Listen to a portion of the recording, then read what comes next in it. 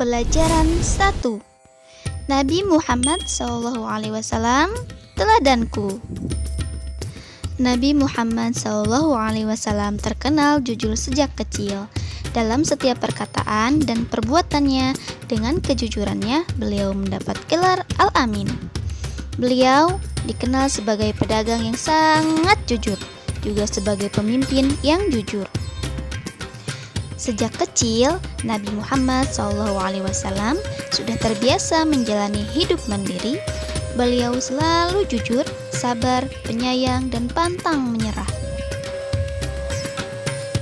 Ayahnya meninggal saat beliau masih dalam kandungan. Ibunya meninggal ketika beliau berumur 6 tahun. Nabi Muhammad SAW hidup bersama kakek.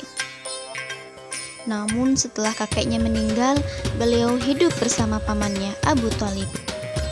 Beliau sangat rajin mengembala dan berdagang untuk memenuhi kebutuhan hidupnya. Saat berusia 12 tahun, Nabi Muhammad SAW sering diajak oleh pamannya berdagang ke negeri Syam. Sampai pada masa remaja, beliau tumbuh menjadi seorang pedagang yang sangat jujur.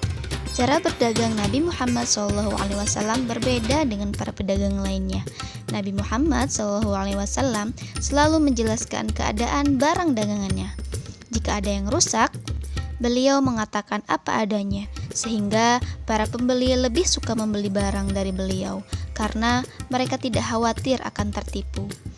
Sejak kecil hingga dewasa, Nabi Muhammad SAW terkenal dengan kejujurannya, sehingga beliau mendapat gelar Al-Amin, yang artinya dapat dipercaya. Nabi Muhammad SAW adalah seorang Rasul yang sangat mencintai umatnya. Beliau juga sangat sayang kepada anak-anak. Demikian pula beliau sangat menyayangi anak yatim. Rasulullah SAW begitu menyayangi mereka, dan beliau tak ingin melihat mereka bersedih.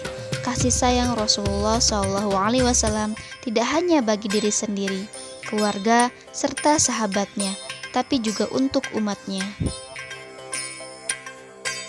Beliau senantiasa menginginkan keselamatan dan kebaikan bagi seluruh umatnya. Sifat kasih sayang Nabi Muhammad SAW harus kita ikuti dengan cara saling kasih sayang kepada keluarga, guru, dan teman. Kondisi masyarakat Mekah berada dalam kejahiliahan. Mereka semakin sering berbuat jahat. Nabi Muhammad selalu sedih melihatnya. Beliau memilih untuk menyendiri di dalam Gua Hiro, menjauhi kemaksiatan penduduk kota Mekah. Ketika sedang merenung di Gua Hiro, Nabi Muhammad didatangi malaikat Jibril. Kemudian, malaikat Jibril memeluk Nabi Muhammad SAW. Malaikat Jibril memerintahkan Nabi Muhammad SAW untuk membaca tulisan di jubahnya. Nabi Muhammad menjawab, ia tidak bisa membacanya. Malaikat Jibril mengulang perintahnya itu sampai 3 kali. Tapi, jawaban Nabi Muhammad tetap sama, beliau tidak bisa membaca. Akhirnya, malaikat Jibril menyampaikan wahyu pertama, yaitu Al-Quran surah Al-Alaq ayat 1 sampai dengan ayat 5.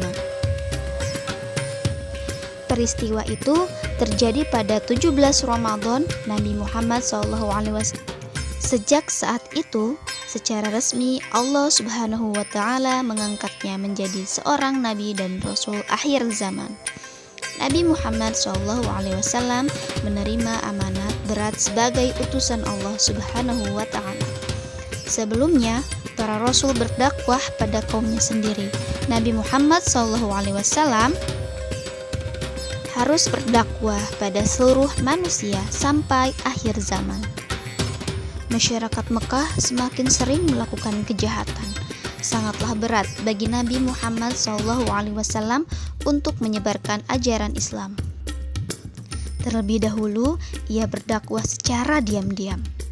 Nabi Muhammad SAW mengajarkan Islam kepada anggota keluarganya. Tetapi, tidak semua orang menerima ajaran Islam. Orang yang pertama kali menerima ajaran Islam adalah istri beliau, yaitu Khadijah. Diikuti oleh Ali bin Abi Thalib, Abu Bakar, Zaid bin Harithah, Orang-orang yang pertama masuk Islam disebut dengan as-sabiqunal. Mereka adalah orang-orang yang membantu Nabi. Khadijah adalah istri Nabi Muhammad SAW yang beliau dijuluki sebagai Ummul Mukminin, artinya ibu orang-orang mukmin. Ali bin Abi Thalib, beliau adalah sepupu Nabi Muhammad SAW. Abu Bakar adalah sahabat terdekat Nabi Muhammad SAW. Khadijah mendukung sepenuhnya dakwah Nabi Muhammad SAW. Ali adalah orang pertama yang masuk Islam dari kalangan anak-anak. Saat masuk Islam, Ali bin Abi Thalib berumur 10 tahun. Itulah kisah keteladanan Nabi Muhammad SAW. Terima kasih sudah menyaksikannya. Wassalamualaikum warahmatullahi wabarakatuh.